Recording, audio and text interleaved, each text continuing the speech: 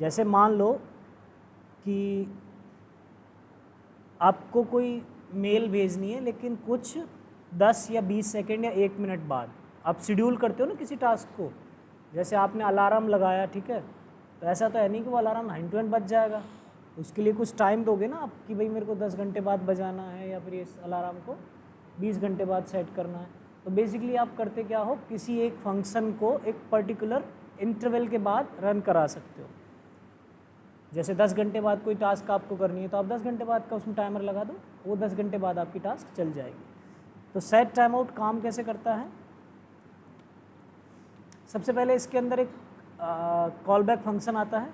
ये मैंने call back function, इसका कोड बाद में लिखेंगे। ये कॉल बैक फंक्शन हो गया ना। और उसके बाद आता है टाइमर। क्या आता है? टाइमर, कि आपको कितनी देर बाद ये जो फंक्शन है पर्टिकुलर चलाना है, ठीक है। तो जब भी ये लाइन रीड होगी ना, उसके कुछ मिली सेकेंड या जो आप दोगे, जैसे मान लो मैंने दिया 2 सेकेंड्स, तो 2 सेकेंड्स के बाद ये चल जाएगा, है ना। और यहाँ जो ऑप्शन होता है सेकेंड, वो मिली सेकेंड्स में आता है। तो आप उस हिसाब से कैलकुलेट करके इसके अंदर, जैसे आपको सेकेंड्स में चाहिए तो 1000 से मल्टीप्लाई करके डाल दो, आपको मिनट्स में चाहिए तो मल्टीप्लाई 60 से कर दो, ठीक है। अब जैसे मान लो कि आपको चाहिए 2 मिनट का टाइम, ठीक है, तो 2, तो ये तो सेकंड में कन्वर्ट हो गया, और मिनट में कन्वर्ट करने के लिए 60 से मल्टीप्लाई कर दिया, तो इतने मिली सेकेंड के बाद में आपको ये फंक्शन चलाना है, ठीक है। और मैं इसको हटा देता हूँ, ये रहा। अब यहाँ आप कोई भी टास्क परफॉर्म कर सकते हो, console.log, ठीक है, set time out runs after 2 seconds, ठीक है। तो ये जो बेसिक फंक्शन है ना, ये कब रन होगा? 2 सेकंड के बाद। जब भी आप इसको खोलोगे तो 2 सेकंड के बाद ही रन होगा, ठीक है। तो ये सेट टाइम आउट होता है। अब इसका यूजेस कहाँ कहाँ है, वो डिपेंड करता है कि आप कहाँ इसका यूज़ करना चाहते हो। जैसे कई बार क्या होता है कि आपको वेबसाइट के अंदर कोई, जैसे अभी देखोगे 2 सेकंड के बाद ये ओपन होगा, ठीक है, 2 सेकंड हुए और ये फंक्शन चल गया। अगर इसमें 10 सेकंड का टाइम दे दे, 10 सेकंड बाद चल जाता। हाँ, जैसे मान लो कोई आपको मॉडल ओपन करना है, जैसे वेबसाइट पूरी लोड हो जाए और 5 सेकंड 4 सेकंड के बाद में वो फंक्शन चल जाए, तो वो मॉडल जो ओपन होगा वो 2 सेकंड या 4 सेकंड के बाद ओपन होगा, ठीक है।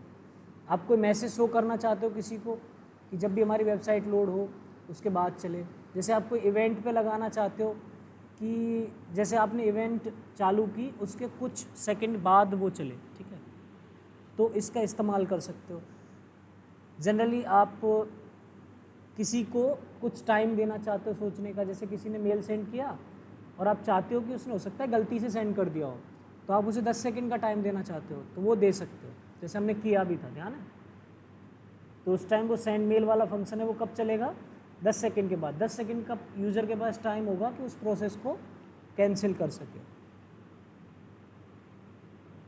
किया था ना वो तो एक, कि हम सेंड मेल करें तो वापस से वो बटन चेंज हो जाए अंडू में, और टाइमर चले 10, 9, 8, ठीक है, वो टास्क की थी ना हमने। क्या? अरे क्या, क्यों अंडू वाला मैंने कराया था, सेंड बटन दबाओगे तो वो उसकी जगह अंडू हो जाएगा, 10, 9, 8 वो टाइम चलता रहेगा, तो उसमें सेट टाइम आउट यूज़ हुआ था ना। कोड देख लो वापस से ध्यान। ये कई कई बार चीज़ें करनी पड़ेंगी, ऐसा नहीं है कि आप एक ही बार में कर लो। ये रहा अंडू वाला, यही किया था ना हमने,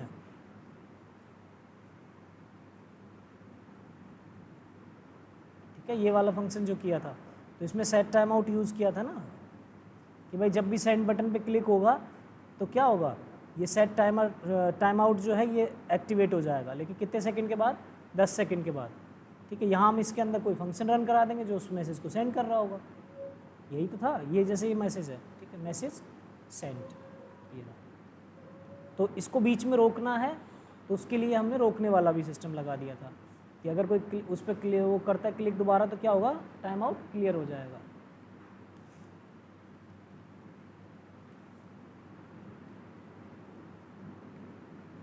क्लियर है? बस इतना सही काम है कि एक पर्टिकुलर टाइम के बाद किसी फंक्शन को या किसी टास्क को चलाने का ना।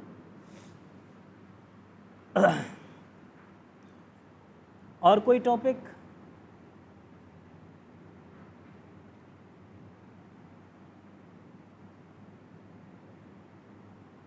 हाँ सुजल, कुछ है ऐसा जो पूछना है वापस से या करना है?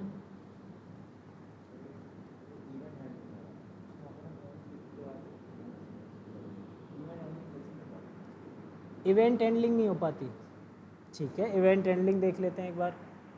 तो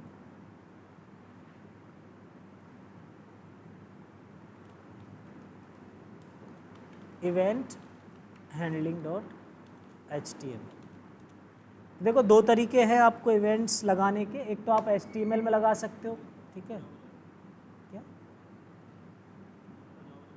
हाँ, दूसरा जावास्क्रिप्ट में।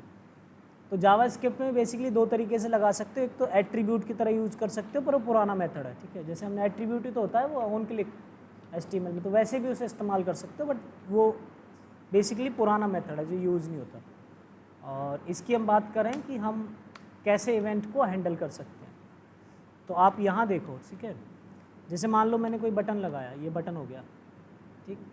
इस बटन के ऊपर मुझे कोई इवेंट लगानी है। तो इवेंट्स बेसिकली कोई एक्शन होता है, ठीक है, जो या तो यूज़र परफॉर्म करता है या फिर ब्राउज़र परफॉर्म करता है, कोई ना कोई तो वो एक्शन परफॉर्म कर रहा होता है। जैसे ब्राउज़र कौन से एक्शंस परफॉर्म कर सकता है? ऑन ऑफलाइन, ऑन ऑनलाइन, ठीक है, ऑन लोड, इस तरह के जो हैं, ऑन रीसाइज, तो रीसाइज कौन करेगा? ब्राउज़र ही करेगा, ठीक है। तो इस तरह के जो एक्शंस हैं वो ब्राउज़र के होते हैं, और कुछ एक्शंस यूज़र परफॉर्म करता है। जैसे माउस से रिलेटेड एक्शन हो गए, कौन कौन से? क्लिक, डबल क्लिक, ठीक है, और कॉन्टेक्स्ट मेन्यू मतलब राइट क्लिक, ठीक। उसके अलावा और भी बहुत सारे हैं। इसके अलावा कीबोर्ड के हो गए, ऑन की प्रेस, ऑन की डाउन, ठीक है, इस तरीके से। तो आप या तो यहाँ लगा सकते हो ऑन करके, ठीक है, वो भी लग जाएगा, या फिर आप किसी भी इवेंट हैंडलर को यहाँ लगा सकते हो। यहाँ लगाने का फ़ायदा क्या है कि आप मल्टीपल इवेंट हैंडलर उसके साथ अटैच कर सकते हो, ठीक है। इवेंट हैंडलर मतलब एक फंक्शन जो किसी इवेंट के साथ अटैच किया जा रहा है, तो वो मल्टीपल अटैच कर सकते हो। जैसे मैंने इसको गेट किया, let button equals to document dot query selector, और यहाँ लगाया मैंने बटन, ठीक है। यहाँ तो कोई दिक्कत नहीं है, बस केवल एक्सेस ही तो करना है। तो dot event add event listener, तो हम पहले एक इवेंट का नाम देंगे, ठीक है, और यहाँ हम ऑन यूज़ नहीं करेंगे। आप इवेंट का सीधा सिंपल नाम दोगे, तो इवेंट का किस इवेंट पे लगाना है ये डिसाइड करो। तो जितनी भी इवेंट्स हैं, ठीक है, सारी एक तरीके से काम करती हैं। आपने इवेंट लिखी, इवेंट में लिख देता हूँ DBL क्लिक, ठीक है, ये रहा। तो ये डबल क्लिक पे काम करेगा। किस पे काम करेगा? डबल क्लिक पे। फिर आपने कॉमा लगाया और यहाँ कोई इसको चाहिए फंक्शन, ठीक है, जो फंक्शन इस पे रन हो, इस इवेंट पे इवेंट हैंडलर फंक्शन चाहिए, ठीक है। तो या तो आप फंक्शन ऊपर बना सकते हो, यहाँ पास कर सकते हो। जैसे मैं यहाँ फंक्शन बना लेता हूँ, फंक्शन चेंज, ये रहा चेंज BG, ठीक है। तो ये इसका बेसिकली मैं फंक्शन क्या बना रहा हूँ? बैकग्राउंड चेंज करने का, ठीक है। तो यहाँ मैं बैकग्राउंड चेंज कर देता हूँ, document dot body dot background, sorry style लगेगा, स्टाइल डॉट बैकग्राउंड कलर, और बैकग्राउंड कलर क्या दे सकते हैं? रेड, ग्रीन, ब्लू, जो भी चाहे आप वो दे सकते हैं। मैं ग्रे, डार्क ग्रे दे देता हूँ, डार्क ग्रे, ठीक है। अब बेसिकली हमने एक ऐसा वो बना लिया है फंक्शन जो पूरे बैकग्राउंड मतलब पूरे जो अपना पेज है उसका ही बैकग्राउंड चेंज कर देगा। जैसे आपने कई जगह देखा होगा थीम चेंज करने का ऑप्शन होता है, यहाँ टॉगल बटन होता है, तो उससे क्या थीम चेंज हो जाती है। जैसे आपने एक तो डार्क थीम हो गई, एक वाइट थीम हो गई, ब्राइट थीम, यहाँ क्लिक करते ही वो थीम चेंज हो जाती है पूरी। तो इस तरह का हमने एक बटन बना लिया, और इस बटन के ऊपर अब मैं इस फंक्शन को रन कराऊँगा। सबसे पहले, इससे पहले हमने जो यूज़ किए थे फंक्शंस वहीं बनाए थे ना, लेकिन यहाँ मैं इस फंक्शन को पास कर रहा हूँ। तो ये फंक्शन चलेगा, लेकिन कब? जब ये इवेंट ट्रिगर होगी, ठीक है। अब बेसिकली हमने एक फंक्शन को रजिस्टर कर दिया इस इवेंट के साथ, तो ये कंटिन्यूसली चेक करता रहेगा, ब्राउज़र का काम है कंटिन्यूसली उस इवेंट को चेक करता रहेगा कि कब वो इवेंट या एक्शन हो रहा है, और जैसे ही वो इवेंट या एक्शन होगा तो वो ऑटोमेटिकली इस फंक्शन को रन करा देगा। ठीक है, अब इसको एक बार यहाँ ओपन कर लेते हैं पेज के अंदर, ये रहा। ठीक है, तो मैंने क्लिक किया तो कुछ नहीं हुआ, हाँ पर इवेंट डबल क्लिक है। ठीक है, तो ये चेंज हो गया। तो इस तरीके से आप पूरी थीम चेंज कर सकते हो। आपने देखा हो कई बार यहाँ स्विच होता है ना, और वहाँ क्लिक करते ही थीम चेंज हो जाती है। और बहुत सारी साइट्स हैं, ऐसी एक आध दो नहीं है भाई कि वहाँ एक ही साइट हो, थीम का ऑप्शन सब जगह होता है लगभग। तो रिएक्ट का ऑफिशियल डॉक्यूमेंटेशन जैसे खोल के देखें तो इसमें भी शायद है, जहाँ तक मुझे याद है। ठीक है, तो ये कैसे चेंज हुआ? ऐसे ही तो चेंज हुआ सारा का सारा। यहाँ इवेंट लगी हुई है, जैसे मैं क्लिक कर रहा हूँ तो ये दो चीज़ें चेंज कर रहा है। जितना भी टेक्स्ट है उस टेक्स्ट का कलर क्या कर रहा है ना, हाँ, टेक्स्ट का कलर वाइट कर दे रहा है और बैकग्राउंड का क्या कर रहा है, डार्क कर दे रहा है। तो ये रहा।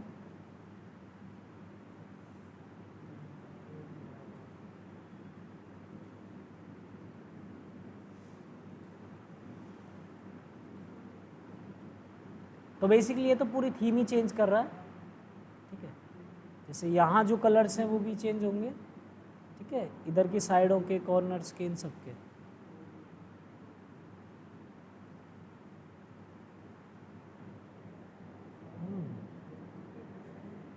और ये भी चेंज हो गया। Go full stack with the framework.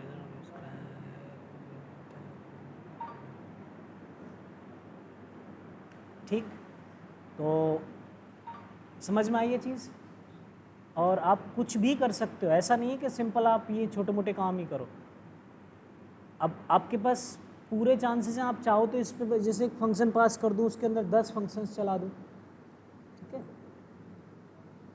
4 functions run करा दूँ एक फंक्शन के अंदर ही, तो ऐसा किया जा सकता है। बहुत सारे काम किए जा सकते हैं इवेंट्स के साथ में।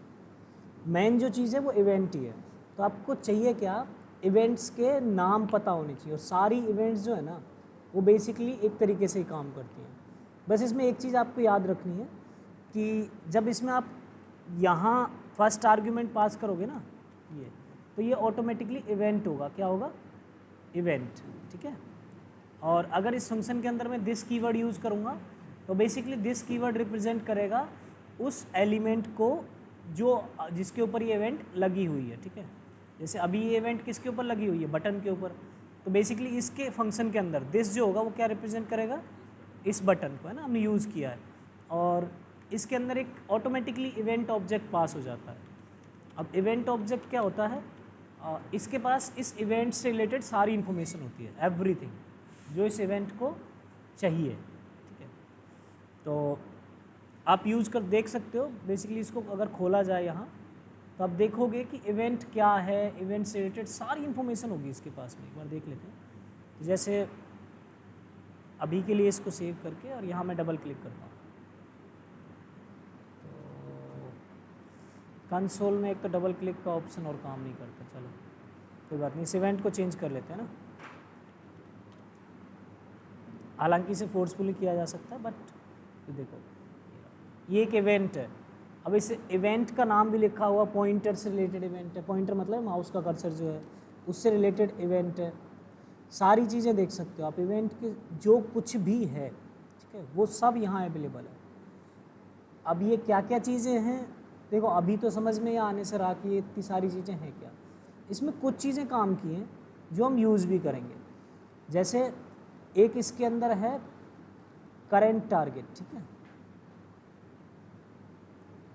और एक है टारगेट। तो अगर मैं टारगेट करूँ इवेंट डॉट टारगेट, तो बेसिकली वो इस पर्टिकुलर एलिमेंट को डिनोट करता है जिसके ऊपर ये इवेंट रन हो रही है। ठीक है, यूज़ करते हैं, देखते हैं। इवेंट डॉट टारगेट, आप यहाँ क्लिक करो, आप देखोगे कि बटन को इसने टारगेट कर लिया। अब बेसिकली आप यहाँ से भी इसके अंदर का टेक्स्ट ले सकते हो। जब मेरे को ये एलिमेंट ही वो हो गया, एक बार यहाँ एक्सेस हो गया, तो आप इसके ऊपर सारे मेथड्स अप्लाई कर सकते हो, जैसे inner text, inner HTML, append, style, class list, सब अप्लाई कर सकते हो यहाँ, ठीक है। अब डिपेंड करता है एलिमेंट के हिसाब से भी, ऐसा नहीं है कि एलिमेंट के हिसाब से डिपेंड नहीं करता हूँ, कुछ चीज़ें एलिमेंट के हिसाब से भी डिपेंड करती हैं। जैसे इनके पास, बटन के पास कुछ चीज़ें होती हैं, कुछ डिव के पास होती हैं, कुछ एंकर टैग के पास होती हैं, कुछ इनपुट फील्ड के पास होती हैं, तो वहाँ चीज़ें थोड़ी चेंज हो जाती है, ठीक है।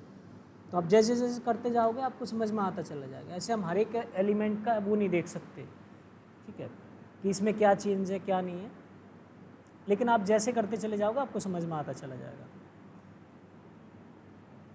तो एक चीज़ और होती है, एक ये है डिफ़ॉल्ट प्रिवेंटेड, ठीक है। तो यहाँ एक मेथड होता है प्रिवेंट डिफ़ॉल्ट, ठीक है। अगर किसी एलिमेंट का कुछ डिफ़ॉल्ट नेचर है, जैसे डिफ़ॉल्ट नेचर क्या है मैं बताता हूँ, कि अभी मैं इसको चेंज कर दूँ किसमें, एंकर टैग में, ठीक, इसको चेंज कर दिया एंकर टैग में, और यहाँ मैंने इवेंट लगाया अपना, इवेंट तो पहले से लगा हुआ है, क्या लगेगा इसके अंदर, HREF, तो यहाँ मैंने लगाया, और यहाँ मान लो कुछ भी लिख सकते हैं, https://www.google.com, ये इसका डिफ़ॉल्ट नेचर है कि जब आप इस पर क्लिक करोगे तो ये हमें उस पेज पे लेके जाएगा, ये इसका नेचर है, ठीक है। तो इसको भी आप रोक सकते हो, क्लिक का नेचर है ना, जैसे ही क्लिक किया तो इसका काम है कि ये किसी और पेज पे मुझे लेके जाएगा, तो ये इसका डिफ़ॉल्ट नेचर है, तो इसको चेंज किया जा सकता है, और वो बेसिकली आप क्या करोगे, प्रिवेंट डिफ़ॉल्ट यूज़ करके, ठीक है।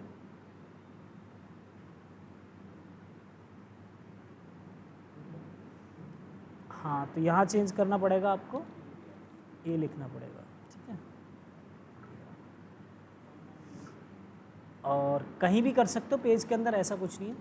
तो आप इवेंट डॉट प्रिवेंट डिफ़ॉल्ट, तो सेव किया, और यहाँ क्लिक करके देखो आप, फंक्शन तो चला लेकिन ये google.com पर गया नहीं है। क्यों नहीं गया, क्योंकि इसका जो नेचर था ना वो हमने रोक दिया। जैसे फॉर्म का नेचर होता है बाय डिफ़ॉल्ट सबमिट होने का, ठीक है, जैसे ही सबमिट बटन पे क्लिक होगा वैसे ही वो सबमिट हो जाएगा।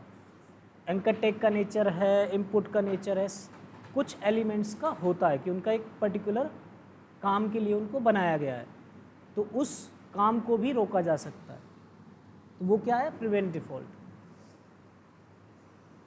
अब जितनी भी इवेंट्स हैं ना वो सारी एक तरीके से ही काम करती हैं, उनमें कोई वो नहीं है, बस यहाँ नाम चेंज हो जाएगा, बाकी प्रोसीजर सारा का सारा नेम वो रहेगा। हाँ, आपको कुछ चीज़ें देखनी है, जैसे आप जानना चाहते हो कि इवेंट्स हैं कौन सी, तो सिंपल सी बात है कि आप गूगल कर लो, यहाँ देख सकते हो total events in JavaScript complete reference.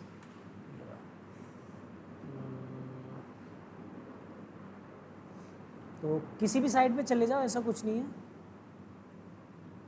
यहाँ आपको इवेंट्स का रेफरेंस मिल जाएगा, ये रहा इवेंट्स का रेफरेंस, रीड मोर। तो इतनी सारी इवेंट्स इसने दे रखी हैं, ये इवेंट्स किससे रिलेटेड हैं, ये सारी की सारी माउस से रिलेटेड है, ऑन सबमिट ये फॉर्म से रिलेटेड है, ऑन लोड ये ब्राउज़र से रिलेटेड है, ऑन फोकस ये इनपुट से रिलेटेड है, तो आपको यहाँ मिल जाएगा।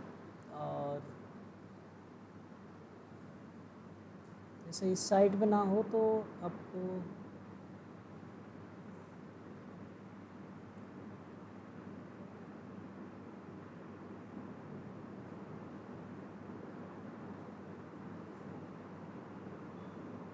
इसकी जो साइट है ना, एक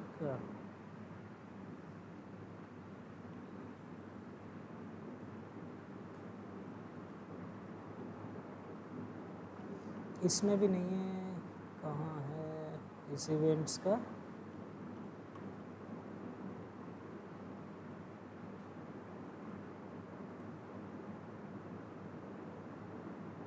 जावास्क्रिप्ट बिल्डिंग ब्लॉक कंक्लूजन, दोबारा सर्च कर लेते हैं, कहीं ना कहीं हमसे और एक और है, कंप्लीट रेफरेंस नहीं मिल रहा, तो एक मैं बता देता हूँ, ट्यूटोरियल्स पॉइंट करके एक साइट है, उस पर देखा था मैंने।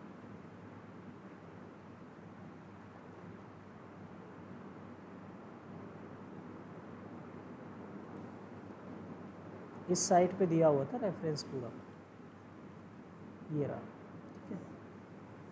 यहाँ काफ़ी सारी इवेंट्स दे रखी हैं, और आपको अगर सर्च भी करना है तो आप खुद से भी कर सकते हो। जैसे मान लो आपको लगता है कि ये कोई इवेंट है तो आप गूगल कर सकते हो, ठीक है। ये रहा पूरा कंप्लीट रेफरेंस, ये रहा। यहाँ बहुत सारी इवेंट देख सकते हो, और इवेंट्स और भी है, ठीक है, ये कंप्लीट नहीं है, इसके अलावा भी और इवेंट्स हैं।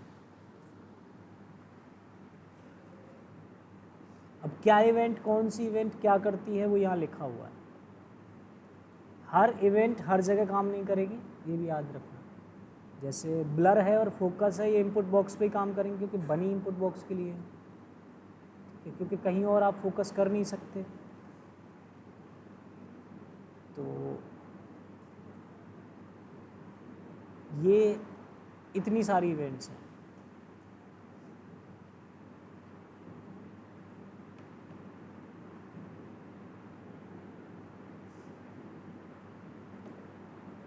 हाँ, तो हम इसकी बात कर रहे थे इवेंट्स की।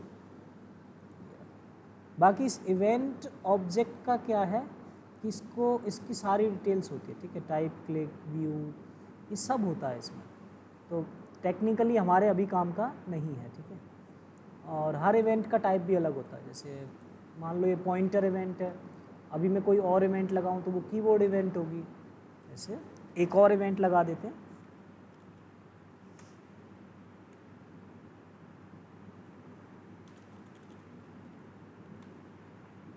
जैसे ये जो इवेंट है की प्रेस, ठीक है, ये किससे रिलेटेड है, ये बेसिकली कीबोर्ड से रिलेटेड इवेंट है। तो यहाँ मैं कोई भी की प्रेस करूँगा, यहाँ नहीं, तो इसको हटा दो, यहाँ रखो, और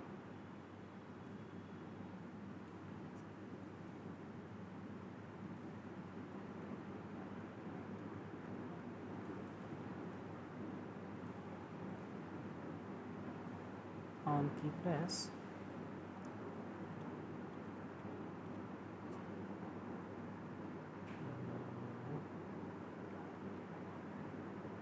इसको सिंपल यहाँ कंसोल में प्रिंट करा के देखते हैं।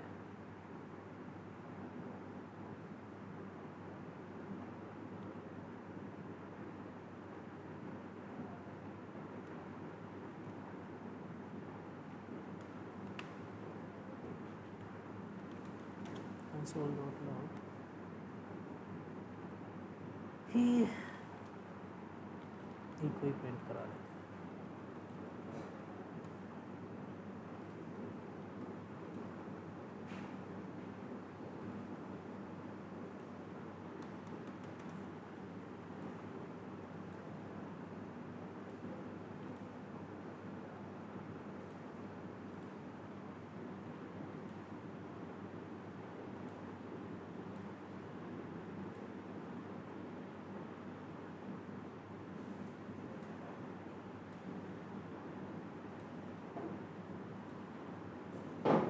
कीबोर्ड ही काम नहीं कर रहा।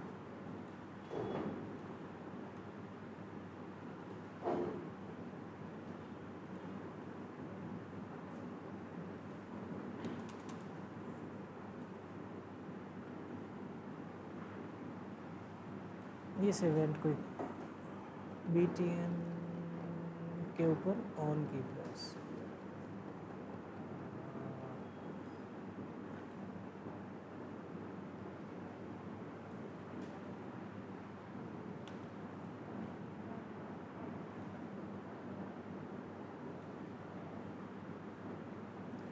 पॉइंटर, हाँ ये बेसिकली कीबोर्ड इवेंट हुई है यहाँ, है ना। तो जब काम करेगी जब पर्टिकुलर आप उसके ऊपर होगे ना, जब उसके ऊपर होगे और कुछ प्रेस करोगे तो काम करेगी। अब जैसे बॉडी के ऊपर कोई इवेंट लगानी तो आप ऑन की प्रेस लगा सकते हो। तो ये कौन सी इवेंट है, कीबोर्ड की इवेंट है। जैसे सिंपल अभी तो हमने इवेंट लगाई है बटन के ऊपर, इससे बेटर ऑप्शन आप सीधे जब बटन से कोई लेना देना है तो डॉक्यूमेंट डॉट सीधे ही सेलेक्ट करो बॉडी, ठीक है, तो बॉडी के ऊपर ही लगा देते पूरी। तो ये हमेशा ही बॉडी सेलेक्टेड रहती है तो ऑटोमेटिकली उसके ऊपर ये इवेंट कैप्चर हो जाएगी। और इसके ऊपर सारी चीज़ें हैं, ठीक है, कि मैंने कौन सी की दवाई है, तो कोड की जनरेटिव, ठीक है। और यहाँ आप देखो कि कौन सी दवाई है मैंने, जी। इसके अलावा और की कोई दबाऊंगा तो जैसे मान लो मैंने एच दबाया, तो नेक्स्ट टाइम आप इवेंट इस पे देखोगे, इसको सेलेक्ट करने के बाद एच, तो कौन सी की दवाई है, एच। तो आप इवेंट के अंदर से ये भी पता कर सकते हो कौन सी की दवाई है। जैसे आप देखते हो ना कई बार लेफ़्ट राइट और ये सारी चीज़ें सब कुछ होता है इसके अंदर।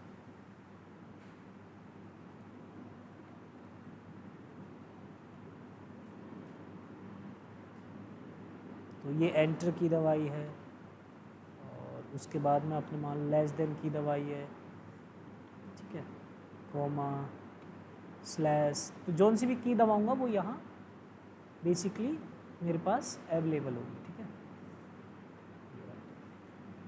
देख सकते हो इन जो ये जो की है उनमें थोड़ा थोड़ा डिफरेंस है।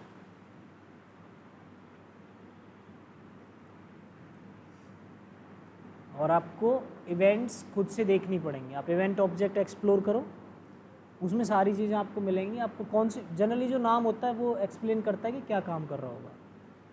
और फिर भी नहीं समझ में आया तो आप रिसर्च करो, उसी चीज़ को गूगल कर लो, ठीक है। चलो आगे बढ़ते हैं। हाँ, इवेंट्स में और कोई कन्फ्यूज़न? आप मल्टीपल इवेंट हैंडलर फंक्शन भी अटैच कर सकते हैं किसी एक के साथ में। मल्टीपल इवेंट हैंडलर फंक्शन जैसे मान लो कि मैं एक फंक्शन नहीं चला रहा, तो 2 या 3 या 4 फंक्शंस भी चलाए जा सकते हैं। वो आप क्लिक दोबारा इवेंट हैंडलर लगा के वो भी यूज़ कर सकते हैं।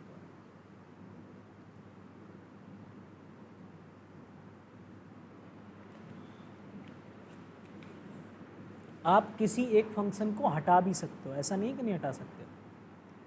जैसे अभी तो मैंने इस क्लिक पे चेंज बीजी को चलाया, हो सकता है इस क्लिक के ऊपर ही मैं कंटिन्यूसली 5 फंक्शंस को चला रहा हूँ, तो उस केस में आप किसी एक को हटा भी सकते हो।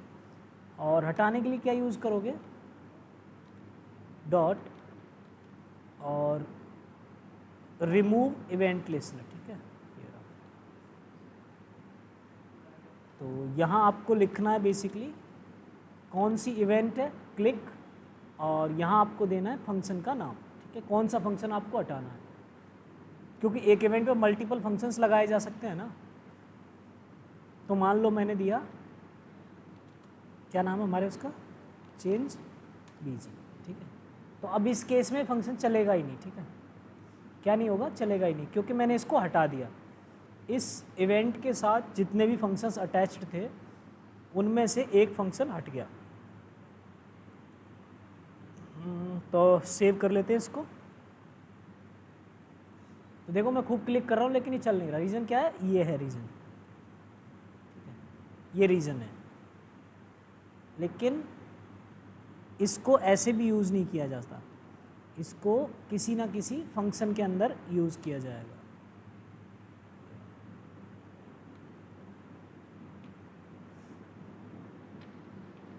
क्लियर? अब अभी देखो चलाऊंगा तो चलेगा, ठीक है, और वापस से अगर मैं इसको रिफ्रेश करता हूँ चलेगा। लेकिन अगर मैं इस इवेंट को रन करा दूंगा, जैसे की प्रेस इवेंट है ना, तो जैसे मैंने की प्रेस इवेंट रन करा दी, तो अब एक्चुअल में ये फंक्शन भी तो रन हो गया इवेंट लिस्टनर वाला, अब काम नहीं करेगा वो। तो हो सकता है किसी फंक्शन को एक बार या 2 बार कराने के लिए हम ये यूज़ कर रहे हो, ठीक है, समझ रहे हो। तो ऐसे रिमूव भी कर सकते हो, ठीक है। अगर मल्टीपल लगे हुए हैं तो, सिंगल लगा हुआ तो भी रिमूव कर सकते हो। पर ऐसा होता क्या है कि जैसे मान लो आपको कोई काम एक ही बार करवाना हो, दूसरी बार आप नहीं करवाना चाहते वो काम, तो कर सकते हो आराम से।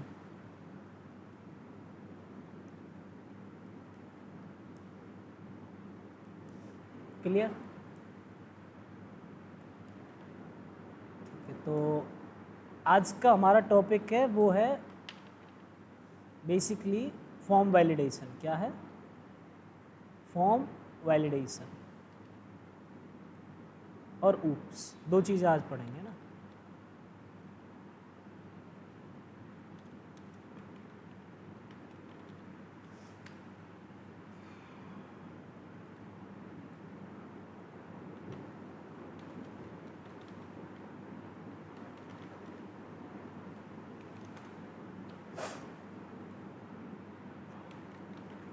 तो ये हमारे पास एक फॉर्म है,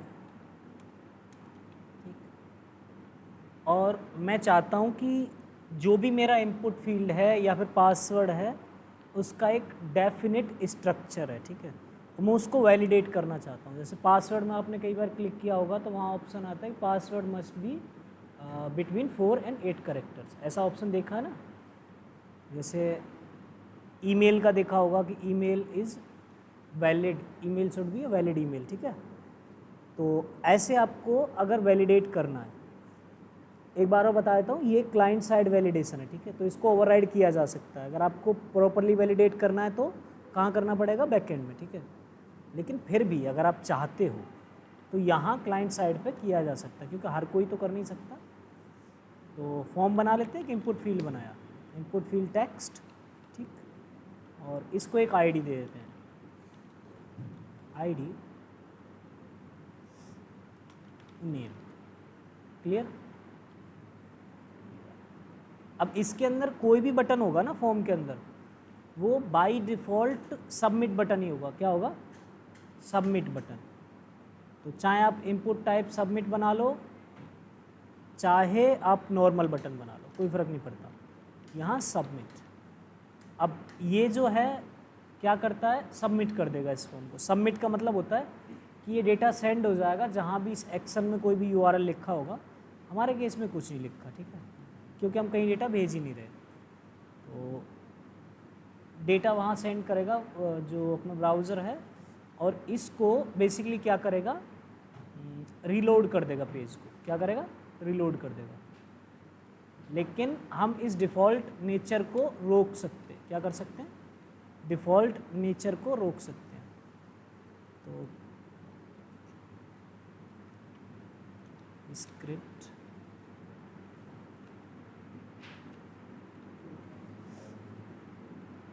चलो देखते हैं।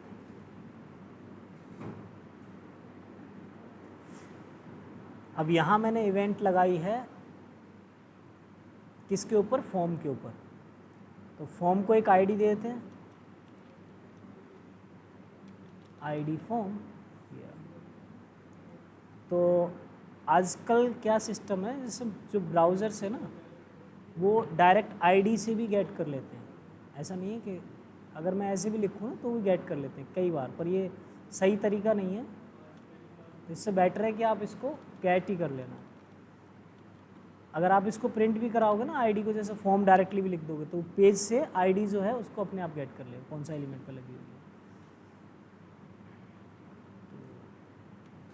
तो यहाँ हम इसको गेट कर लेते हैं, dot gate element by ID. और हालांकि आप क्वेरी सेलेक्टर से भी कर सकते थे, बट ठीक है। तो form dot add event listener. अब इवेंट लिसनर जो है वो यहाँ कौन सा लगेगा, बेसिकली यहाँ इवेंट होती है सबमिट इवेंट। कौन सी, सबमिट। ये रहा। और इसके ऊपर चलाना है मुझे कॉल बैक फंक्शन। अब फॉर्म का नेचर क्या है, फॉर्म का नेचर है सबमिट होने का, तो उसको रोकना पड़ेगा, ठीक है।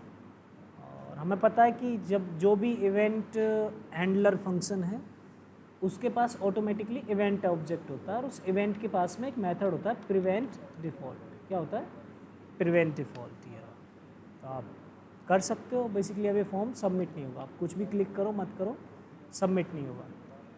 एक बार देख लेते हैं।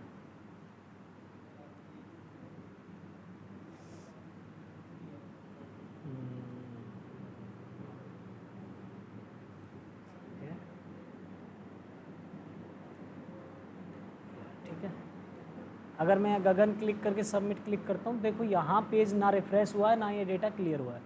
लेकिन अगर ये लाइन नहीं होती, इन केस मैं ये नहीं लिखता, तो आप कुछ भी करो कोई फ़र्क नहीं पड़ेगा, यहाँ से पेज रिफ्रेश होगा और ये डेटा सेंड होगा, ठीक है। लेकिन हमें ये प्रिवेंट डिफ़ॉल्ट करना ही करना है ना। अपने ये प्रिवेंट डिफ़ॉल्ट किया। चलो अब यहाँ कंडीशन लगानी है, ठीक है। और सबसे पहले तो इसमें से जो वैल्यूज़ है ना वो गेट करनी है। तो यहाँ वैल्यू गेट कर सकते हो, let name equals to document dot query selector, मेरे पास एक ही इनपुट है तो मैं सीधे सीधे ऐसे लिख सकता हूँ, ठीक है। और इनपुट डॉट वैल्यू, अब इनर टेक्स्ट नहीं करेंगे, क्या यूज़ करेंगे, वैल्यू, ठीक है। तो इनपुट फील्ड के अंदर जो भी लिखा हुआ होगा वो यहाँ नेम के अंदर सेव हो जाएगा। तो मान लो मुझे ऐसा दिखाना है कि नेम जो है मस्ट बी ग्रेटर देन 4, ठीक है। तो यहाँ मैं लिखूँगा नेम डॉट लेंथ, ठीक, इज़ ग्रेटर देन 4, ये हो गया। तो अगर ऐसा है तो मैं मैसेज शो कर देता हूँ, alert name must have more than 4, ठीक है, 4 कैरेक्टर्स या लेटर्स, ठीक है।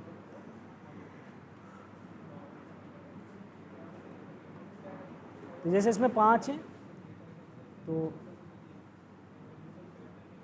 कंडीशन को उल्टा कर दो, अगर ये इससे कम है तो, ठीक है।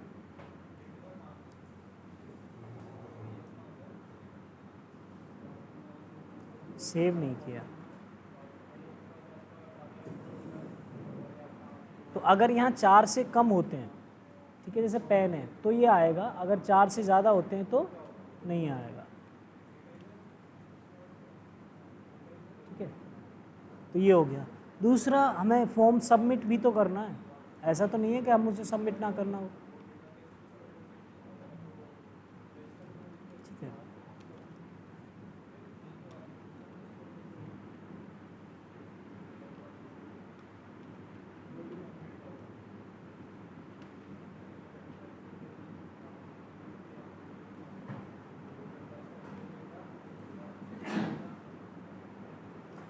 आप बेसिकली इसको भी इसके अंदर रख सकते हो, ठीक है।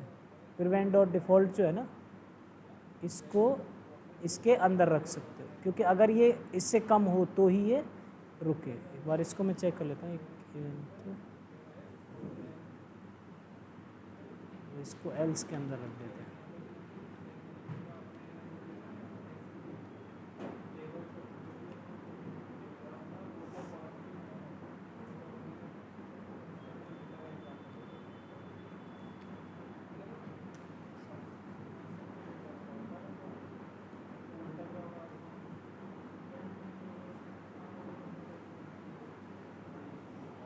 तो जैसे मान लो मैंने 3 दिए, तो 3 के केस में फॉर्म सबमिट हो जाएगा, क्योंकि एल्स की कंडीशन चल रही है।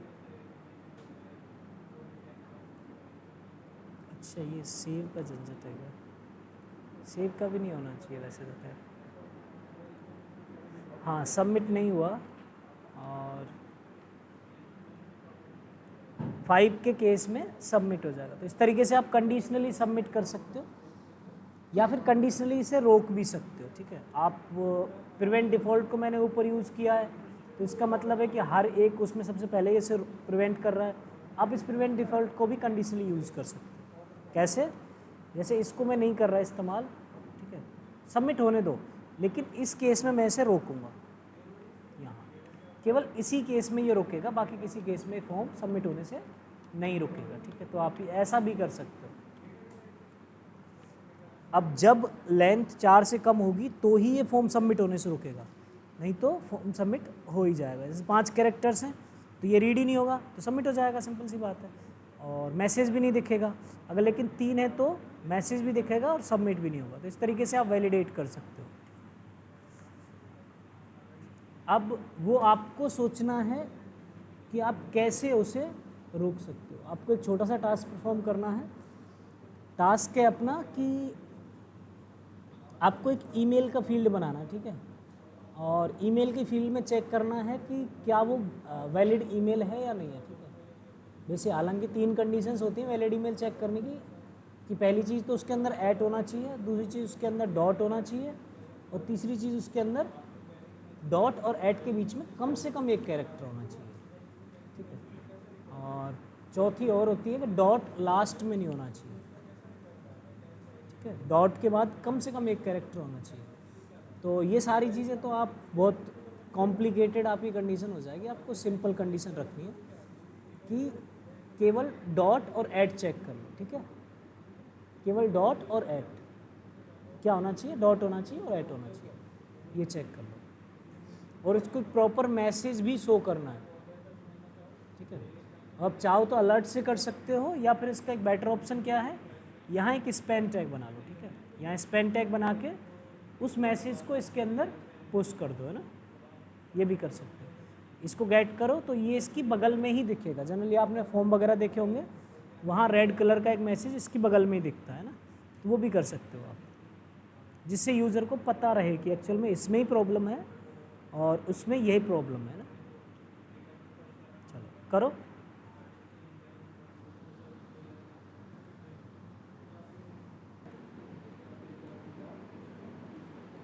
इधर ध्यान दो सब लोग, है ना।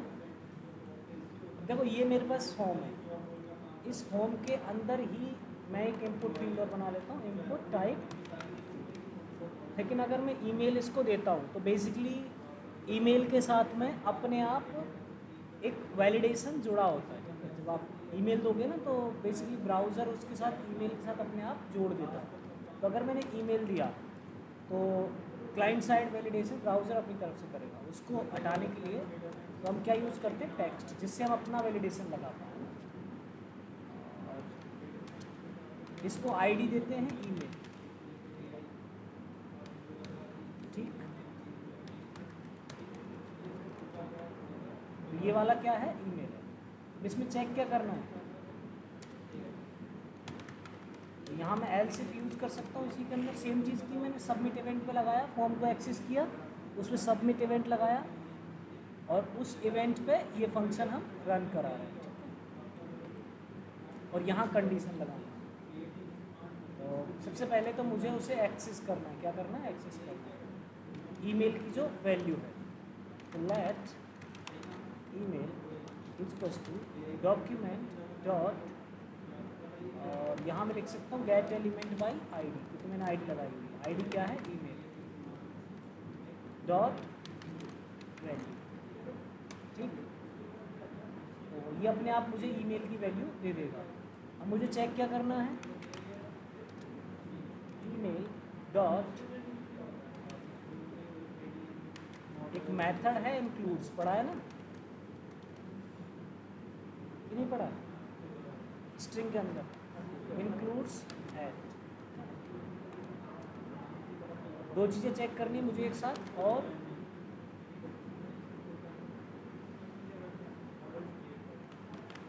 ईमेल डॉट इंक्लूड्स, ये चीज़ें चेक करें। अगर ये दोनों हैं, ठीक है, तो कोई प्रॉब्लम ही नहीं है, ठीक। अगर मान लो सिंटैक्स सही नहीं है ना, सही कर सकते, अब सही हो गया ना। तो हमें चेक क्या करना है, ये दो चीज़ें कि ईमेल के अंदर क्या होना चाहिए, एक तो ऐट होना चाहिए और एक डॉट होना चाहिए। अब चूँकि हम उल्टा कर रहे हैं, देखो हम अगर ये दोनों नहीं है इनकी कंडीशन चेक करना है, क्या करना है, नहीं है की कंडीशन, तो उसको रिवर्स कर देंगे। समझ में आया, रिवर्स क्यों किया, तो हम उल्टा चेक कर रहे हैं। उस केस में मैं क्या करूँगा, alert email must have at and, ये मैंने मैसेज लिख दिया। अब इस केस में मुझे रोकना भी तो पड़ेगा इस फॉर्म को, तो मैं रोक सकता हूँ, या आप उल्टा कर सकते हो। उल्टा कैसे करोगे कि आप इसके अलावा फॉर्म को सबमिट करा दो। मैं कंडीशनली उसे रोक रहा हूँ, आप सबमिट मेथड भी यूज़ कर सकते हो। अगर ऐसा कोई आपको दिक्कत आए ना कि इसके पास क्या क्या है, देखो पहली कंडीशन तो हो गया हमारा, और ये मैंने एफ लिखा और सबमिट किया, तो आप देखोगे email must have dot and add. अब इस केस में सबमिट होगा ही नहीं, एफ एंड डॉट लगा दिया तो सबमिट हो जाएगा, ठीक हो गया सबमिट। ये वैलिडेशन हम ऐड कर सकते हैं। और कोई वैलिडेशन ऐड करना है तो कोई भी और भी ऐड कर सकते हैं। जैसे इन दोनों के बीच में कम से कम एक कैरेक्टर होना चाहिए। क्या होना चाहिए? एक कैरेक्टर। तो कैसे चेक करेंगे? आप इंडेक्स पता करो इंक्लूड का, तो सॉरी ऐड का, और आप इंडेक्स पता करो डॉट का, और माइनस करके देख लो। तो इंडेक्स में अगर बीच में एक है नंबर, जैसे उसका इंडेक्स 2 है और अगले वाले का 3 है, तो कम से कम एक आएगा, लेकिन अगर 4 पे होगा तो क्या आएगा? 2 आएगा। तो कम से कम 2 होना चाहिए बीच में, ठीक है। जैसे इंडेक्स ऑफ मेथड है ना, इंडेक्स ऑफ, तो यहाँ भी चेक कर सकते हो। इसके अंदर मैं एक और कंडीशन लगा देता हूँ,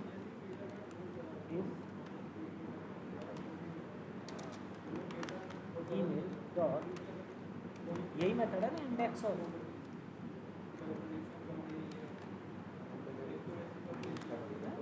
मैंने पहले लूप लगा दिया था इंडेक्स ऑफ करके सब पे चेक कर रहा था, इसलिए ये इंक्लूड वाला मेथड में भूल गया। सर भूलो मत, अगर आपको स्ट्रिंग का कोई काम है तो सीधे सीधे गूगल करो, ठीक है। इतना वो नहीं करने की ज़रूरत है, क्योंकि ये स्क्रिप्टिंग लैंग्वेज है, तो यहाँ सारे काम स्क्रिप्ट में होंगे। स्ट्रिंग मेथड सर्च करो जावा स्क्रिप्ट में, JS लिख लेना, ये स्ट्रिंग मेथड्स आ गए। आप यहाँ देख लो, तो ये कौन कौन से मेथड्स है। एक ऐड है, ऐड के अलावा कैरेक्टर ऐड है, कॉनकैट है, एंड्स विद है, ठीक है। उसके अलावा यहाँ इंक्लूड्स है, इंडेक्स ऑफ है, तो सिंपल है। और इनके आगे डिलीट लिखा और डिलीट लिखा हो। यहाँ देखो, जब भी ज़रूरत पड़े सबसे पहले देख लो अगर ऐसा कोई मेथड है तो।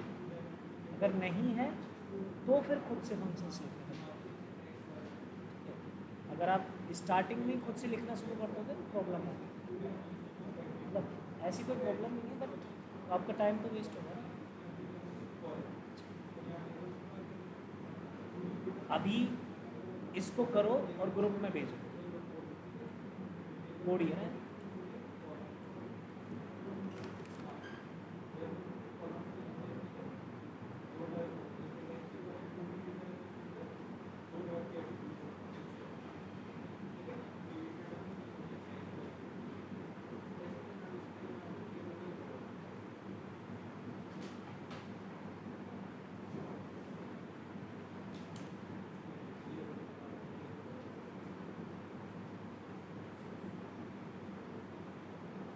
कंडीशन कोड सही कर लो, ये और गलत लग इंक्लूड्स वाली।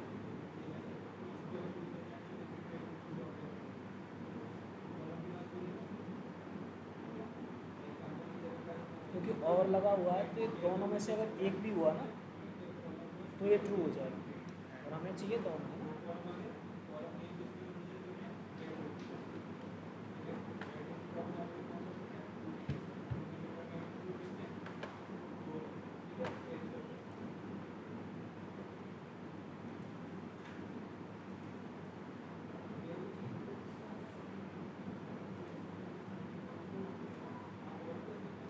एक उप्स की पूरी बुक ही होगी आपकी, हाँ, थर्ड सेम में। तो उस टाइम आप और डिटेल में पढ़ोगे, 6 महीने का सब्जेक्ट है, आप टाइम भी उसमें लगाओगे। लेकिन यहाँ जो है, हम जावास्क्रिप्ट में कैसे उप्स इस्तेमाल होती है वो देखेंगे। हाँ, तो पहले थ्योरी की बात कर लेते हैं।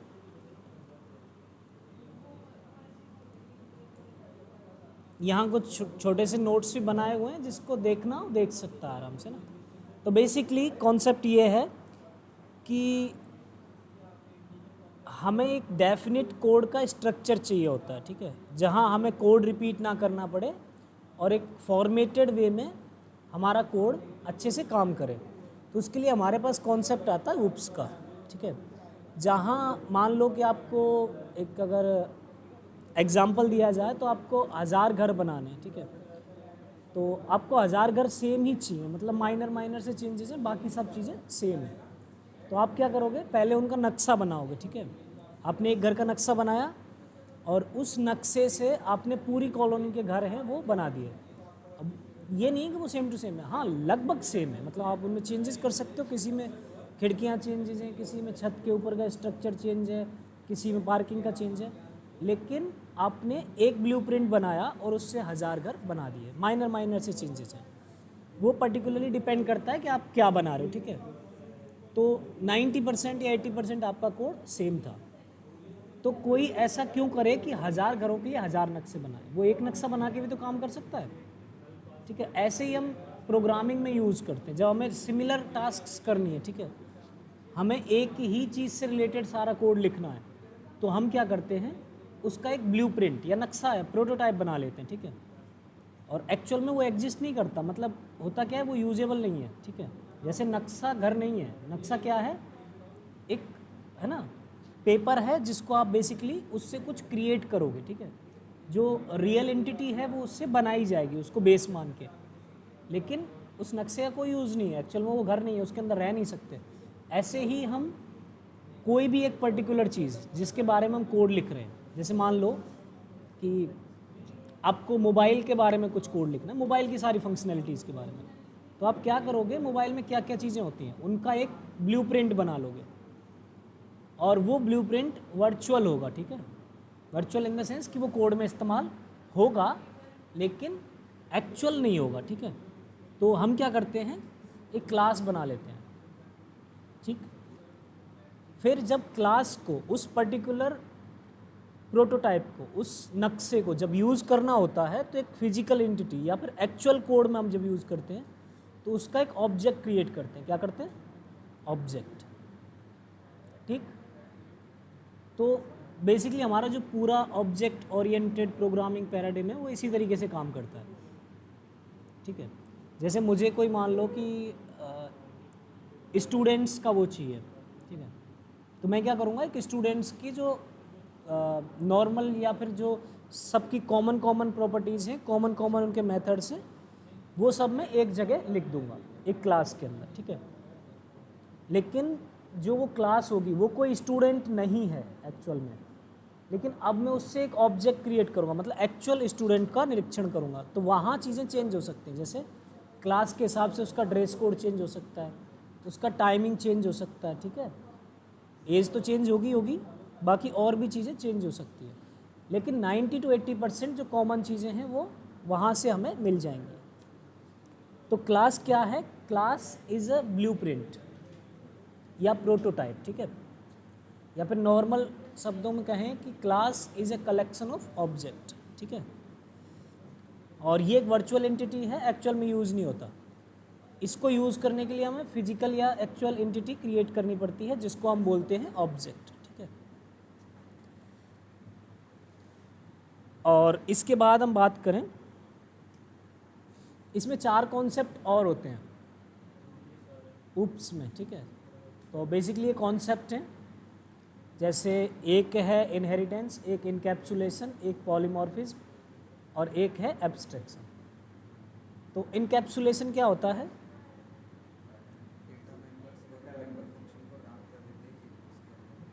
हाँ, कंप्रेस करना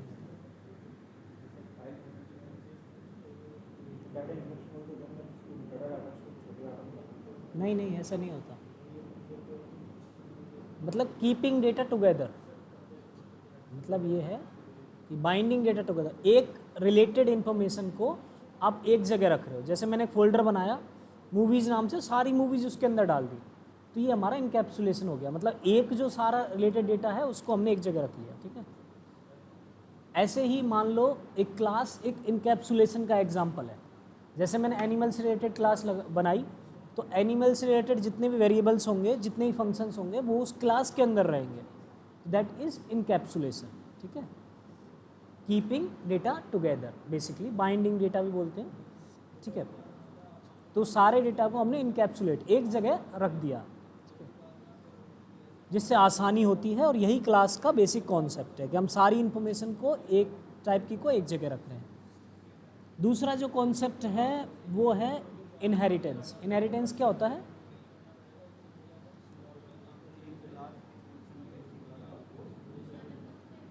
हाँ, जहाँ मान लो कि कुछ प्रॉपर्टीज़ कॉमन हैं, ठीक है। जैसे कि एक एनिमल हमारे पास क्लास है, मतलब उसमें सारे एनिमल्स की रिलेटेड इन्फॉर्मेशन हमारे पास वहाँ है, लेकिन एनिमल तो बहुत बड़ा फील्ड हो गया, ठीक है। एनिमल की बहुत सारी चीज़ें वहाँ हैं, लेकिन जैसे आप स्पेसिफिक उसमें आओगे एक कैटेगरी में, स्पीसीज़ में। जैसे मैं डॉग की बात करूं तो डॉग के पास वो सारी क्वालिटीज़ होंगी, सारे मेथड, सारी फंक्शनैलिटीज़ होंगी जो एनिमल के पास होती है, लेकिन खुद की भी कुछ होंगी, ठीक है। तो एक एनिमल क्लास हो गई, अब एक डॉग क्लास हो गई। अब हम कोड को रिपीट ना करें, क्यों? क्योंकि पहले से एनिमल वो सारी चीज़ें लिखी हुई हैं, तो क्यों ना डॉग की जो क्लास है वो वहाँ से वो सारी प्रॉपर्टीज़ और मेथड्स वेरिएबल्स एक्सेस कर पाए। तो बेसिकली यही कॉन्सेप्ट होता है, जहाँ एक क्लास दूसरी क्लास की प्रॉपर्टीज़ और मेथड्स, प्रॉपर्टीज से मतलब वेरिएबल से है, और मेथड्स बेसिकली फंक्शंस होते हैं, ठीक है। अगर किसी को नहीं पता तो बता देता हूँ। बस क्लास के केस में उनको बोल देते हैं, बाकी ये हैं वेरिएबल ही और फंक्शंस, जहाँ कई बार आप अलग अलग टर्म्स भी यूज़ करोगे, जैसे डेटा मेंबर्स, डेटा फंक्शंस, ठीक है, वो सब एक ही चीज़ है। नॉर्मल टर्म में वो सारे के सारे वेरिएबल्स हैं और ये फंक्शंस हैं, ठीक है। तो जहाँ एक क्लास दूसरी क्लास की प्रॉपर्टीज़ और मेथड को एक्सेस कर सकती है, वो क्या है? हमारा इनहेरिटेंस, ठीक है। और यहाँ दो तरह की क्लासेस होती हैं। जिस क्लास की प्रॉपर्टीज़ एक्सेस की जा रही है, जैसे एनिमल क्लास है, उसकी प्रॉपर्टीज़ एक्सेस की जा रही है, तो वो एनिमल क्लास पेरेंट क्लास होगी, ठीक है, या बेस क्लास होगी। और जो एक्सेस कर रही है क्लास, वो हमारी क्या होगी? हाँ, चाइल्ड क्लास या डेराइव्ड क्लास, ठीक है। तो इससे हमारा रिपीटेशन ऑफ कोड है वो बच जाता है, ठीक है। और हमारा जो है वो सारा का सारा एक स्ट्रक्चर में भी रहता है। तीसरा जो कॉन्सेप्ट है वो है पॉलीमॉर्फिज्म। अब पॉलीमॉर्फिज्म क्या होता है?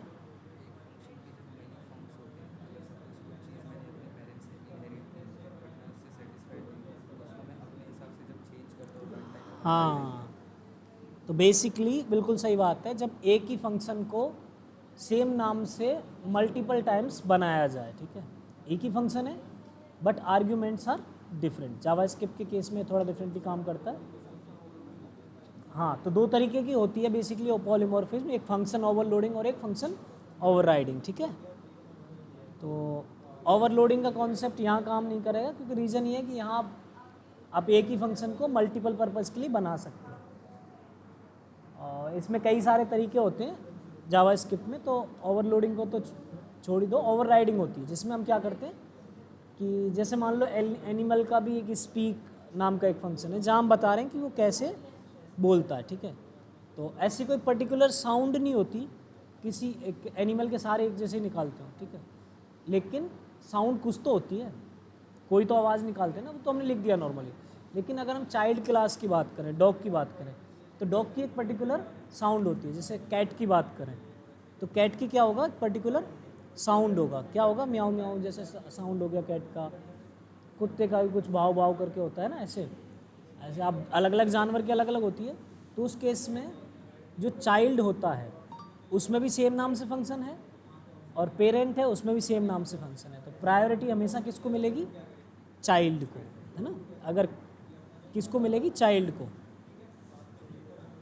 ठीक है। और ये होता है हमारा पॉलीमॉर्फिज्म। अगर सिंपल टर्म में कहा जाए, वन इन मैनी फॉर्म, ठीक है, एक ही फंक्शन को आप मल्टीपल फॉर्म में यूज़ कर रहे हैं।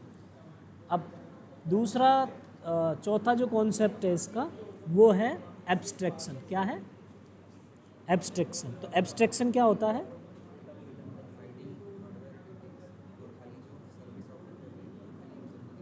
हाँ, बिल्कुल सही बात है ये। हाँ, कि ऐसी इन्फॉर्मेशन को हाइड करना जो नेसेसरी नहीं है। जैसे एज एन एग्जांपल लिया जाए तो गाड़ी है, ठीक है, जहाँ जो ऑपरेटर है या ड्राइवर है गाड़ी का, उसको ये जानना तो ज़रूरी है कि ब्रेक पे पैर लगाने से ब्रेक गाड़ी रुकती है, लेकिन उसे ये जानना ज़रूरी नहीं है कि ये मैंने ब्रेक दबाया तो कौन सा लीवर कहाँ पुल हुआ, कहाँ कौन सी ब्रेक्स ड्रम्स लगे। वो एक उसके लिए अननेसेसरी इन्फॉर्मेशन है, ठीक है। तो बेसिकली अननेसेसरी इन्फॉर्मेशन को हाइड करना, जानने के लिए नेसेसरी नहीं, वैसे तो नेसेसरी है, ऐसा नहीं कि उसके बिना गाड़ी नहीं होगी, लेकिन वो फंक्शनैलिटी है ना, उसको हाइड कर दिया जाता है, ठीक है। उनको केवल उसका वर्किंग बताना है बस, कि बस ये ऐसे दबाना है और ऐसे ये हाइड हो जाएगी। बीच की जो प्रोसेस है उसको हम हाइड कर देते हैं, तो वो हमारे पास क्या है, एब्स्ट्रैक्शन। ये बेसिकली UPS के अंदर 6 कॉन्सेप्ट्स होते हैं, एक क्लास, एक ऑब्जेक्ट और एक इनकैप्सुलेशन, इनहेरिटेंस, पॉलीमॉर्फिज्म और एब्स्ट्रैक्शन। इसके अलावा और भी हो सकते हैं, लैंग्वेज के ऊपर डिपेंड करता है। ये कॉमन है, ठीक है। UPS बेसिकली एक स्टाइल है कोड लिखने का, ठीक है, और कुछ नहीं है। ऐसा नहीं है कि UPS का मतलब कुछ और चीज़ हो जाए ना। UPS is a writing style of code, कि आपको UPS यूज़ करना है तो उसमें कुछ कोड लिखने का एक फॉर्मेट है, तरीका है, जिसमें क्या किया जाता है, हम कुछ क्लासेस बनाते हैं। Classes are the blueprints for the real objects, ठीक है। तो वहाँ क्लासेस बनाई जाती हैं और उन क्लासेस के ऑब्जेक्ट्स क्रिएट किए जाते हैं, ठीक। और the objects are real entities, ठीक। उसके बाद हम बात करते हैं encapsulation. Basically class is an example of encapsulation where all related information is put together, ठीक है, या bundled together. And inheritance basically is a mechanism to use one class's method by another class, ठीक है। एक class के method जब दूसरी class use करती है तो वो क्या होता है, inheritance. Polymorphism simple terms, one in many form, ठीक है। इन केस अगर चाइल्ड क्लास या पेरेंट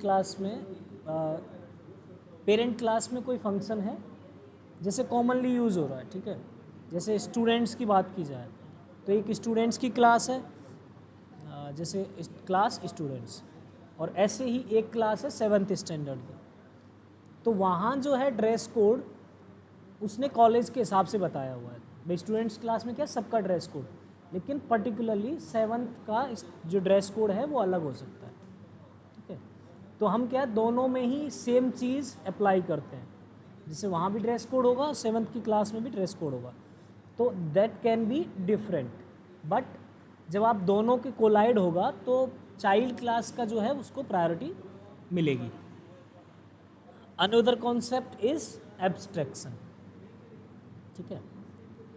तो जहाँ केवल और केवल हम कुछ इन्फॉर्मेशन जो काम की है उसको दिखा रहे हैं, बाकी का इन्फॉर्मेशन को नहीं दिखा रहे, ठीक है, तो वो एब्स्ट्रैक्शन है। अब आते हैं, तो अगर किसी ने नहीं पढ़ा है किसी और लैंग्वेज में तो यहाँ पढ़ सकते हो। एक चीज़ और मैं कॉमनली बता देता हूँ कि जावा स्क्रिप्ट के अंदर क्लासेस नाम की कोई चीज़ होती नहीं है। जैसे अदर लैंग्वेजेस क्लास होती है ना, वैसे यहाँ नहीं होती है।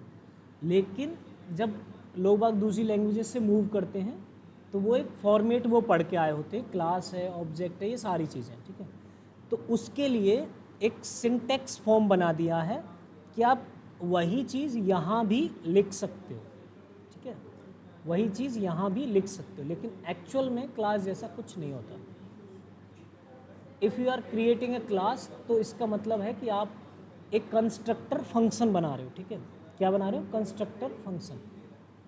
और अगर आप इनहेरिटेंस यूज़ कर रहे हो then you are not actually inheriting, वहाँ आप प्रोटोटाइप इनहेरिटेंस यूज़ करते हो, लेकिन है तो आप लिख सकते हो ना। तो जो अदर लैंग्वेजेस से प्रोग्रामर आते हैं उनके लिए एक सिंटैक्स का फॉर्म है, एक्चुअल कॉन्सेप्ट वैसा नहीं है, ठीक है। तो जावा स्क्रिप्ट के अंदर क्लासेस अगर क्रिएट करनी है तो आपको क्या करना पड़ेगा, क्लास कीवर्ड यूज़ करना पड़ेगा, ठीक है। और क्लास कीवर्ड यूज़ करने के बाद आपको क्लास का नाम लिखना पड़ेगा। तो जब भी आप क्लास का नाम यूज़ करोगे तो आपको क्या करना है, लेटर बड़ा रखना है, ठीक है। जैसे हाँ, पहला जो फर्स्ट लेटर है वो बड़ा रखना है। जैसे मैंने पर्सन क्लास बनाई और पर्सन क्लास को इस तरीके से बना दिया। अब इसके अंदर दो चीज़ें होती हैं, प्रॉपर्टीज़ और मेथड्स, या डेटा मेंबर्स और डेटा फंक्शंस, ठीक है। तो बेसिकली वेरिएबल और फंक्शंस। तो देखो वेरिएबल में बना सकता हूँ नॉर्मली, आप चाहो जैसे बना सकते हो, लेकिन अब मैं बात करूँ एक कॉमन फिनोमेना की, जैसे ये रियल एंटिटी नहीं है, दिस इज़ अ प्रोटोटाइप। तो एक्चुअल जो चीज़ है वो अलग होगी इससे, ठीक है, तो उसकी डायमेंशंस भी अलग होंगी। तो उनको उसी के लिए रहने दो, ये एक कॉमन हो गया। तो इसमें एक कंस्ट्रक्टर होता है, क्या होता है? कंस्ट्रक्टर। वो एक ऐसा फंक्शन है जो ऑटोमेटिकली इन्वोक होता है जब आप इसका एक इंस्टेंस क्रिएट करते हो। इंस्टेंस से मतलब है जब आप इसका एक ऑब्जेक्ट बनाओगे तो वो अपने आप कॉल होगा, और उसका काम होता है कि वैल्यूज़ असाइन करना। क्या करना? उस पर्टिकुलर ऑब्जेक्ट के लिए वैल्यूज़ असाइन करना। जैसे आपने कॉमन मैप बना दिया घर का, लेकिन घर की डायमेंशंस डिफरेंट हो सकती हैं। जैसे एक मकान 100 वर्ग गज का हो सकता है, एक 150 का हो सकता है। तो जब मकान बनाओगे तो डिफरेंट हो जाएंगे ना। किसी में रूम 10 बाई 10 का हो सकता है, किसी में रूम 10 बाई 12 का हो सकता है। तो कुछ चीज़ें डिफरेंट हो सकती हैं, ठीक है। तो यहाँ एक कंस्ट्रक्टर नाम से फंक्शन होता है, और इस कंस्ट्रक्टर का काम क्या है? बेसिकली जब भी इससे ऑब्जेक्ट क्रिएट किया जाएगा तो ये कंस्ट्रक्टर ऑटोमेटिकली रन हो जाएगा, और ये वैल्यूज़ असाइन करेगा उस ऑब्जेक्ट को। तो मान लो इस पर्सन को दो चीज़ चाहिए, एक तो चाहिए नेम, नेम होगा पर्सन का, और एक चाहिए सैलरी। सैलरी की स्पेलिंग यही होती है क्या? SALARY, ऐसे? ठीक है। तो इनको असाइन करने के लिए बेसिकली दिस कीवर्ड का यूज़ करेंगे, और दिस बेसिकली रिप्रेजेंट करता है उस ऑब्जेक्ट को जिसे इन्वोक किया गया है, ठीक है। तो जो आप ऑब्जेक्ट बनाओगे ना, उस ऑब्जेक्ट के साथ इनको जोड़ देगा। तो दिस डॉट सैलरी इजकस टू सैलरी। अब इसका हमें क्या बनाना है? एक ऑब्जेक्ट क्रिएट करना है। क्या करना है? ऑब्जेक्ट क्रिएट करना है। तो जब भी आप एक ऑब्जेक्ट क्रिएट करोगे बेसिकली, तो क्या करोगे आप? ऑब्जेक्ट न्यू कीवर्ड का यूज़ करोगे, ठीक है। किसका? न्यू कीवर्ड का। तो जैसे आपने लेट सुनील, ऐसे मैंने एक पर्सन बनाया सुनील इजकस टू और न्यू, और फिर मैंने क्लास का नाम लिखा, ठीक है। और अब मुझे यहाँ दो चीज़ें देनी पड़ेंगी। कौन कौन सी? नेम और सैलरी। तो नेम दिया मैंने सुनील, ठीक है। उसके बाद में मैंने दी सैलरी, जैसे 25,000, ठीक। बस ये क्रिएट हो गया। अब एक्चुअल में सुनील जो है ये एक ऑब्जेक्ट है, आप इसे यूज़ कर सकते हो, आप प्रिंट करा के देख सकते हो सुनील।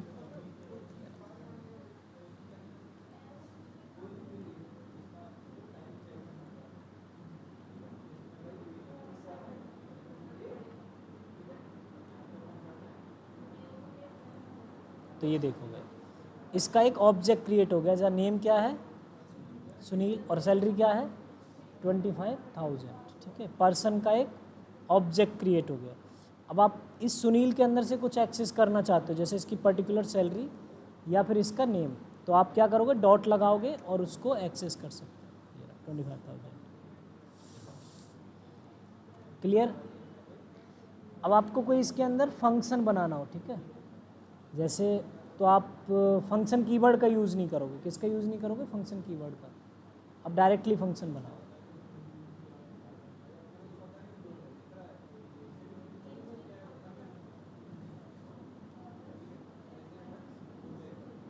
और फंक्शन का नाम क्या है? मान लो कि डिस्प्ले है फंक्शन का नाम, डिस्प्ले। तो इस नाम से आपने फंक्शन बनाया, और इस फंक्शन के अंदर खाली में इसकी इन्फॉर्मेशन डिस्प्ले करना चाहते हो। तो फंक्शन कीवर्ड की ज़रूरत नहीं है, आप उसके अंदर ही इसको बना रहे हो। तो क्या रिटर्न, या फिर डायरेक्टली कंसोल में प्रिंट करवा सकते हैं, console.log। तो name equals to $,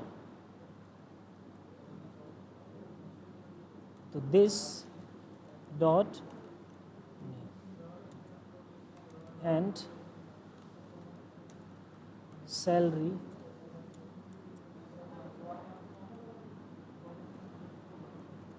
this dot salary.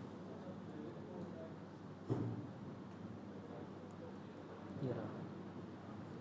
और इस फंक्शन को कॉल करना है आपको, सिंपली क्या करना पड़ेगा? कंसोल में तो कराना ही नहीं है, आप उसको कॉल कर दो। तो कॉल कैसे करोगे? सुनील डॉट डिस्प्ले इस तरीके से, ठीक। तो ये आपका क्लास हो गया और ये हो गया ऑब्जेक्ट।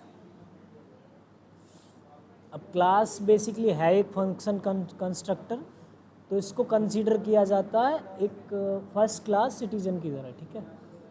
अब फर्स्ट क्लास सिटीजन से क्या मतलब है, एक क्लास जो है वो एज एन आर्ग्यूमेंट पास भी की जा सकती है किसी फंक्शन के अंदर, कोई फंक्शन किसी क्लास को रिटर्न भी कर सकता है, ठीक है, और कॉल भी कर सकता है। क्लास को एज ए फंक्शन ही मान के चलो आप।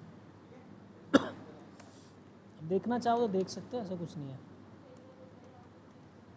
ये फंक्शन कंस्ट्रक्टर ही है, आप देखोगे ना यहाँ क्लास व्लास सब लिखा तो हुआ है, बट इसने क्लास प्रिंट करा दी एक्चुअल में।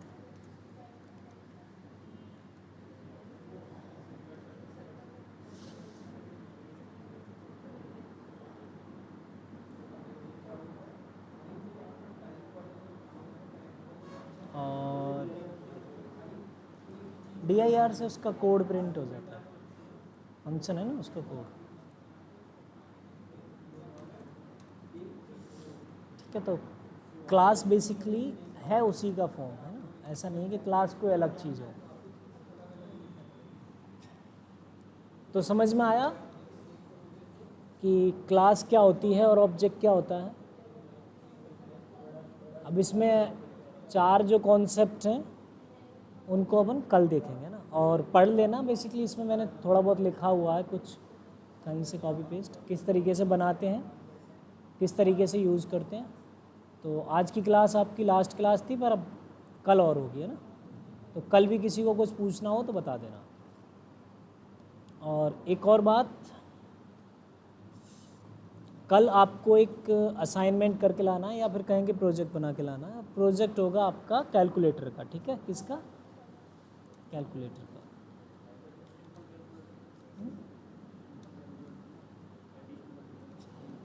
हाँ, कैलकुलेटर बना के लाना है जावा स्क्रिप्ट से हेल्प से। और कैसा कैलकुलेटर बना के लाना है वो मैं बता देता हूँ आपको। और आप यहाँ से कोई भी टेम्पलेट चूज़ कर सकते हो। मैं नहीं कहूँगा कि आप कोई और टेम्पलेट चूज़ करो, कि कोई पर्टिकुलर ही टेम्पलेट चूज़ करो। अगर सजेशन चाहिए तो मैं बता दूंगा, चाहे भले ही देख के करो, कोई फ़र्क नहीं पड़ता, पर आपको पता होना चाहिए एक्चुअल में कर क्या रहे हो ना।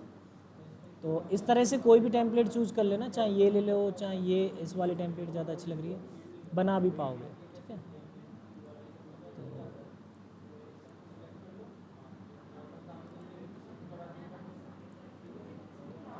तो ये रहा है ना, इस तरह का एक टेम्पलेट बना लेना, और ये आपको बना के लाना है, पूरा फुल्ली फंक्शनल। जैसे 5 पे कोई क्लिक करे तो वो काम करे, 6 पे कोई क्लिक करे तो वो एक्चुअल में 56 हो, ठीक है। 3 पे क्लिक करे तो 563, प्लस दबाए तो प्लस हो, मल्टीप्लाई करे तो मल्टीप्लाई हो, ठीक है।